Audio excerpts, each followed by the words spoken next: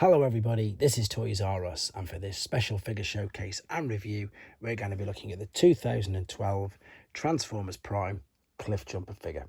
So what we're going to do with this video, we're going to have a detailed look at him in both of his modes to help you decide how you want to display him. We'll have a look at the accessory that comes with him, and I'll point out things that you need to be aware of if you're after purchasing one for yourself, because he's 10 years old now. We'll see how he looks and displays with other figures in the same toy line. And of course, because he's a Cliffjumper figure, we can see how he compares and indeed looks to other figures in the Generations toy line, including his Generation 1 self as well. So let's get started.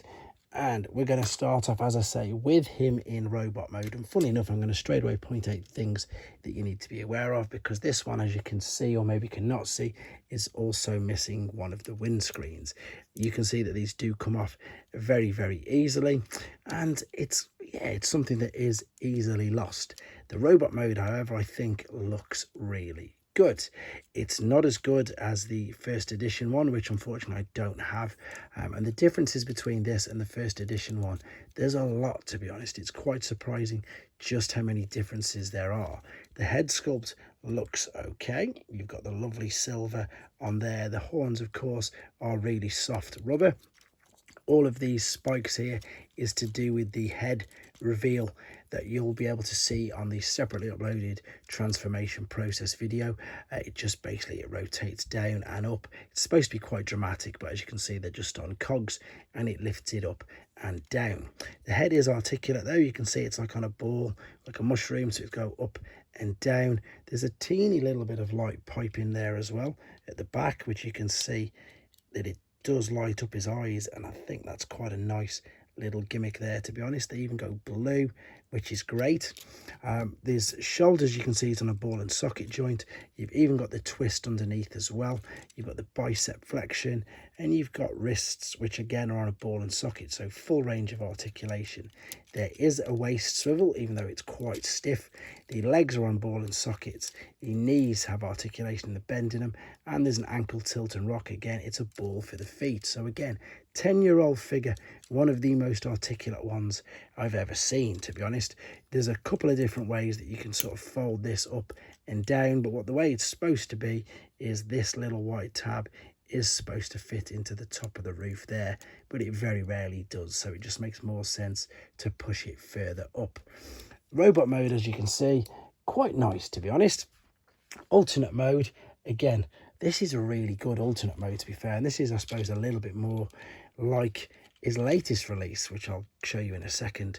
Lovely detail on the wheels with the silver rims there. Again, there's translucent windows, which usually are okay, but not so much with this, because as you can see so much. Now, as I said, although I don't actually have the original version of the first edition, I've got a good image of it here to show you, I suppose, the differences between them. So in robot mode, it's really apparent, the difference there. But more so importantly, with regards to the alternate mode, you can see that they had darker windows, which of course worked brilliantly for covering up everything that you can of course now see there. However, on this one's got a great grille, lovely headlights there, and much more detail on the back. The silver looks really good. The exhausts come out there. It's a great alternate mode, to be honest. As I say, it does look good. Everything's pretty much tucked away. You can obviously see his head under there, but that's only if you flip it completely upside down. Now, his accessory is this, which I think they're calling a hammer, because it can be used as a hammer or as a blaster. It looks, or it's designed, or in all the pictures, it's designed to sit on the roof, excuse me, in the alternate mode like that. And then when he's being used in robot mode, it is, again, in all the pictures, designed and pictured like a hammer. The good thing is, though, even though it is quite big, it doesn't knock him off balance. But what could have been a bit better, because even on the picture of the box, there's a picture of him with a gun, which of course he hasn't actually really got. Lovely artwork, or shall we say image of him there from the Transformers Prime cartoon. Also, this is referred to as Robots in Disguise, or RID. Tied in lovely there, looking nice. Great images, which again, this is more of course the first edition, because you can see The windows and everything are slightly different. And there, of course, is one of the main images from the Transformers Prime cartoon. If I hold that there and say pause, you can read your own language's little spiel about Cliffjumper, and you can see this is Wave 1 Deluxe figure number 2. There's a lovely bit of a picture of him on the side there, and it just says his name on that particular side. Don't really think, as I say, there's much more to say about him. He's a great figure from a great toy line, in all honesty. Speaking of toy lines, let's see how he fares up. So here's Bumblebee. He's quite a bit bigger than Bumblebee, but again, pretty much about the same size overall, because Bumblebee's a little bit wider. Rumble is another deluxe figure who I've got here ready for a bit of size comparison. Cliffjumper's actually a little bit bigger, and we've got Voyager Prime, so the clue's in the title there. This is a Voyager class figure, so he is, of course, quite a bit bigger. But again, looks good. Just a completely, I suppose, different style and design from what we were used to in the Generations toy lines. Very loose this guy is, obviously. Let's stand him next to him and see how he looks there. Yeah, they look great together. Let's do a couple of comparisons with some Cliffjumpers then. Now, I'm not going to do all the Cliffjumpers because there's been so many. This one, although it's pretty pointless, let's be honest, is his Generation 1 self.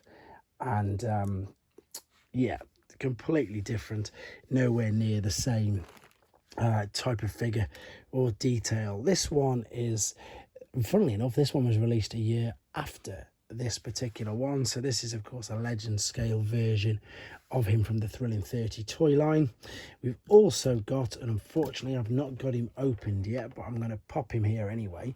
You've got the, that's a terrible reflection with the light there, we've got the Earthrise version of him. And funnily enough, as I say, this version, when we look at the alternate mode of this, is quite similar to what we've got here in the Transformers Prime one. So maybe that's a bit of a homage to the Transformers Prime version you can see in front of you. Anyway, I hope this brought back some nice memories.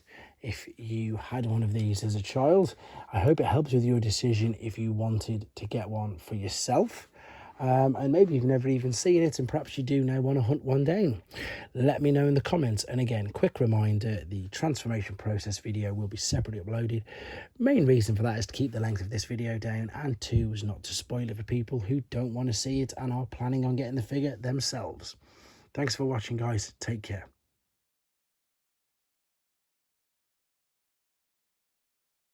Thanks for watching.